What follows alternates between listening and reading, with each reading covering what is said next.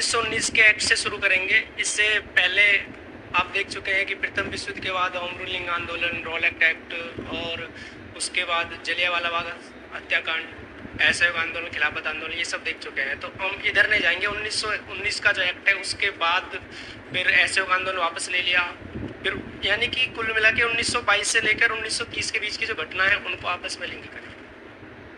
तो सबसे पहले 1919 के जो 1919 का अधिनियम था उस पर हम थोड़ा ये देख लेते हैं कि उसकी पृष्ठभूमि कैसे तैयार होती है। 1919 का जो एक्ट आया था जिसे मांटेग्यू चेम्सफोर्ड अधिनियम कहते हैं। मांटेग्यू चेम्सफोर्ड अधिनियम इसे इसलिए बोलते हैं क्योंकि उस समय मांटेग्यू जो थे वो भारत राज्य सचिव थे और चेम्सफोर्ड भारत के वायसराय थे। इसकी पृष्ठभूमि प्रथम विश्व युद्ध से ही शुरू होती है। ऐसा इसलिए माना जाता है क्योंकि प्रथम विश्व युद्ध में ब्रिटेन पर संकट था और ब्रिटेन भारतीयों का सहयोग प्राप्त करना चाहता था। महात्मा गांधी एंट्री मारते हैं दक्षिण अफ्रीका से भारत में 1915 में 9 जनवरी को। तो महात्मा गांधी ने देखा कि ब्रिटिश सरकार इस समय संकट में है, इसीलिए महात्मा गांधी ने ब्रिटिश सरकार का सहयोग किया और महात्मा गांधी ने युवाओं को प्रेरित किया जगह जगह घूम के कि भाई ब्रिटिश सरकार का सहयोग दो। इसीलिए महात्मा गांधी को उपाधि मिली भर्ती करने वाला सर्जेंट। तो कहीं ना कहीं महात्मा गांधी को ये विश्वास था कि यदि हम प्रथम विश्व युद्ध में ब्रिटेन का साथ देंगे तो हमें कुछ रियायतें जो हैं वो दे दी जाएंगी।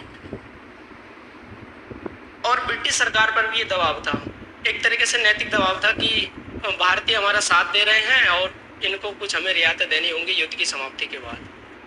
पहली पृष्ठभूमि ये थी कि प्रथम विश्व युद्ध में भारतीयों ने साथ दिया और ब्रिटेन पर उसका नैतिक दबाव था। दूसरा, भारत में होम रूलिंग आंदोलन चल रहा था। बाल गंगाधर तिलक और एनी बेसेंट ये स्वशासन के लिए ब्रिटिश सरकार पर दबाव बना रहे थे। तीसरा, कहीं ना कहीं थोड़ा बहुत प्रभाव गदर आंदोलन का भी था। कनाडा और अमेरिका में जो भारतीय रह रहे थे वो भी ब्रिटिश सरकार पर दबाव बना रहे थे।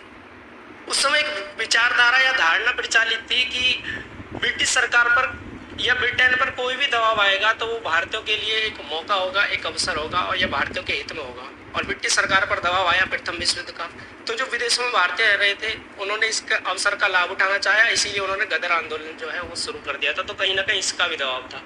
इन सभी दबावों के बाद 20 अगस्त को मांटेग्यू घोषणा जो है वो की जाती है, जिसे अगस्त घोषणा भी कहते हैं।